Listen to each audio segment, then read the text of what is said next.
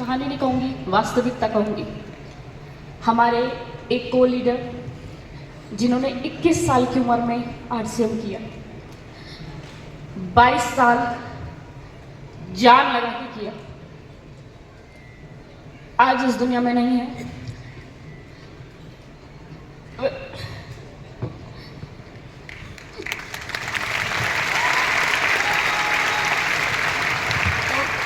उनका छोटा बेटा देख लीजिए। पर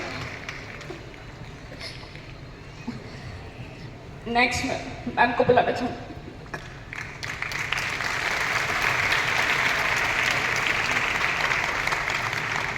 जय आरसीएम आप सभी को। नाम शुभा रत्नेश जैन, रायपुर छत्तीसगढ़ से बिलोंग करती हूँ। मैं रत्नेश जैन जी की वाइफ हूँ, जो हमारे नए साथी हैं। या मैं उन्हें बताना चाहूँगी, रत्नेश जी एक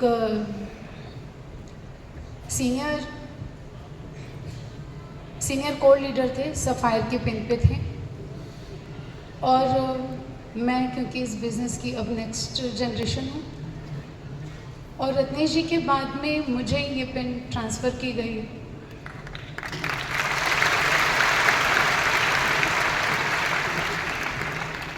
जब ये बिज़नेस रत्नेश जी के जीवन में आया तो उनकी उम्र मात्र 21 साल थी। एक 21 साल के युवा ने इस चीज़ को निर्धारित किया कि किस तरह उन्हें अपने जीवन को बदलना है। और उसका सबसे बड़ा शायद कारण ये था कि पारिवारिक जो इनकम थी उस समय मात्र 7,000 रुपये थी। 7,000 रुपये एक पारिवारिक इनकम बड़ी कम हुआ करती है, जहाँ पे दो बड़ी बहनें, माता पिता, खुद रहना, संघर्षों से भरा जीवन जीना आसान नहीं होता। तभी शायद इतना मुश्किल काम रत्नेश जी कर पाए थे कि मात्र 21 साल की उम्र में वो ये निर्धारित कर चुके थे कि उन्हें ये बिज़नेस करना, और इतनी शिद्दत से उन्होंने किया था। मात्र 3 महीने में रॉयल्टी थे, 10 महीने में टेक्निकल थे, और 5 साल में स्टार रूबी पर थे। जितना प्राउड आप सबको ये सुनकर होता है, उससे कहीं ज़्यादा प्राउड मुझे बोलने में होता है कि उन्होंने ये सब अचीव किया इतनी कम उम्र में। कितने सिंसियर और कितनी डेडिकेशन के साथ उन्होंने काम किया होगा। कभी मैं सोचती हूँ तो लगता है इससे ज़्यादा मुश्किल और कोई काम नहीं था कि एक युवा जो इस चीज़ में अपना जीवन बिता सकते थे कि मेरी खेलने खाने की उम्र है, मैं भी बाकी युवाओं की तरह मौज मस्ती में अपना जीवन निकाल सकता हूँ। इतने बचपन से संघर्ष देखा हूँ, और ऐसा संघर्ष भी देखा हूँ कि जहाँ अगर मुझे दिवाली मनानी है तो ये ज़रूरी है कि मुझे अपने घर के बाहर एक पटाखे के स्टॉल लगाना पड़ेगा, और होली मनानी है तो ये ज़रूरी है कि मेरे घर के बाहर रंगों का मैं स्टॉल लगाऊं, ताकि मैं अपने घर में उस बचे हुए रंगों से खेल पाऊँ। ये परिवार की सच्चाई को एक्सेप्ट करते हुए उन्होंने ये इस तरह से काम किया। जिस दिन उनके जीवन में आरसीएम आया होगा ना, मुझे लगता है उस दिन भगवान की उन पे नज़र रही होगी। बोलते ना, शायद सरस्वती माँ बैठी हो जुबान पर। उसके बाद उन्होंने कभी पीछे मुड़कर नहीं देखा। रहवासी जगदलपुर के थे, एक बड़े छोटे से घर में रहा करते थे। मैं अगर रत्नेश जी का सबसे पहला ड्रीम आपको बताऊं तो आप सब यहाँ हंसेंगे। रत्नेश जी ने अपने इनकम के सबसे पहले चेक से वॉशिंग मशीन ली थी, क्योंकि उन्हें लगता था बाकी काम करना आसान है, पर ये जो मेरी जिम्मेदारी मेरे सर पे है ना कि मुझे कपड़े धोने पड़ते हैं, ये मैं नहीं करूँगा।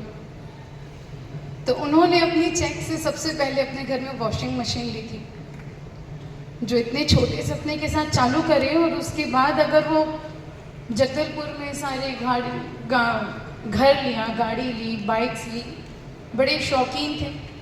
हर बार कुछ न कुछ चलता रहता था, क्योंकि दिमाग में सब करने के, वहाँ ले लेने के बाद दिमाग में फिर खुरापात आई कि चलो थोड़ी सी उड़ान और भरी जाए।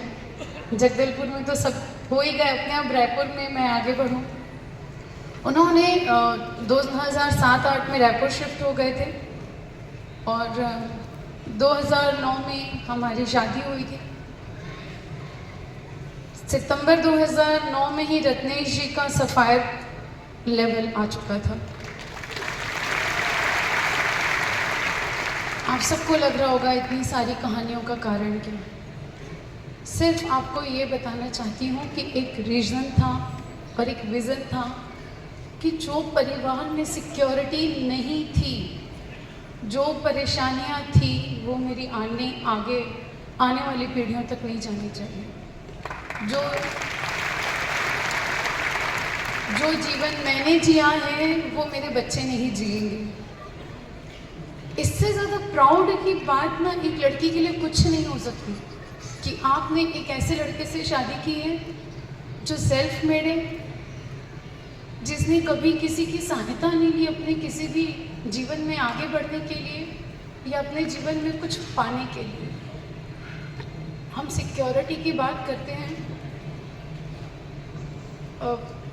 पिक्चर परफेक्ट बोलते हैं ना लाइफ, मैं उस लाइफ को जी हुई। पिक्चर परफेक्ट लाइफ ये होती है ना, जब आजकल जो हम इंस्टाग्राम में देखते हैं लोग 2-3 मिनट के लिए खुश होकर फ़ोटो खिंचा लिया करते हैं, बाद में बैक टू लाइफ होते हैं। पर हमारी लाइफ में ऐसा नहीं था। पिक्चर परफेक्ट नहीं थी, लाइफ भी परफेक्ट थी दिसंबर 2023 के पहले तक।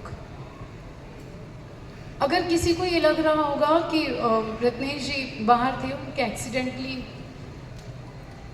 हमारे साथ ये मिसहैपनिंग हुई है और उसमें उनका कोई दोष नहीं था, सिर्फ कार से उतर के कुछ चंद कदम आगे बढ़े थे।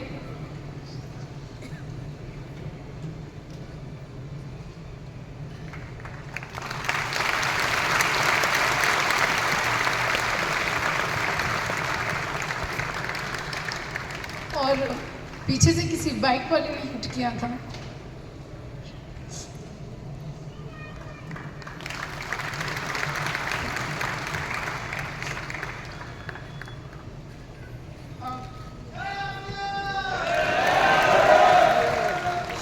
ये जो शब्द हम बोलते हैं ना, जय आरसीएम, शुरू में जब मैं इस परिवार में आई तो मुझे समझ नहीं आता था ये शब्द क्यों लोग इतने बावले हुए करते हैं।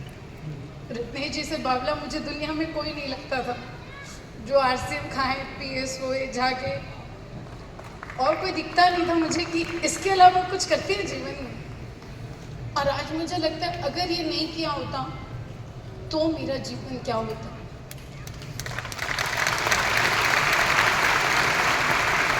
सब बोलते हैं फाइनेंशियल सिक्योरिटी, लेकिन अगर मैं बात करूं फाइनेंशियल सिक्योरिटी, उन जैसा इंसान जो इतना मेहनती था शायद कहीं से ला सकते थे, बिल्कुल ला सकते थे। उसके बाद ये मेंटल सिक्योरिटी मुझे मिलती, ये इमोशनल सिक्योरिटी मिलती जो आज मुझे मेरे पूरे आरसीएम परिवार में।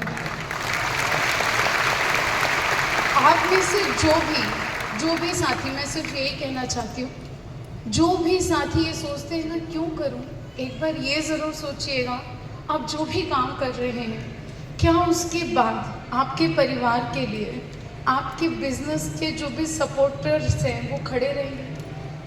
क्या उनमें से कोई भी ऐसा रहेगा जो उनके बिजनेस को देखने के लिए, उनके उस काम को देखने के लिए वहाँ खड़ा रहेगा?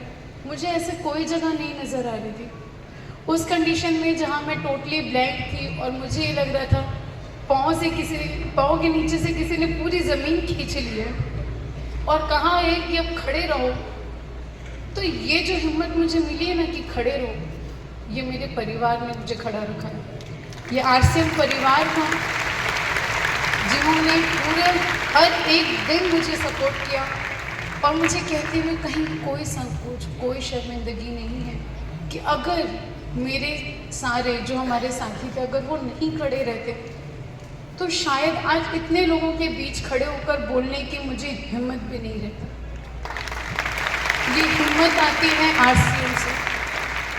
बहुत बहुत शुक्रिया, धन्यवाद पूरे परिवार का। और बहुत तहे दिल से एक ही इच्छा है कि जो भी लोग पूरे दिल से मेरी यही इच्छा है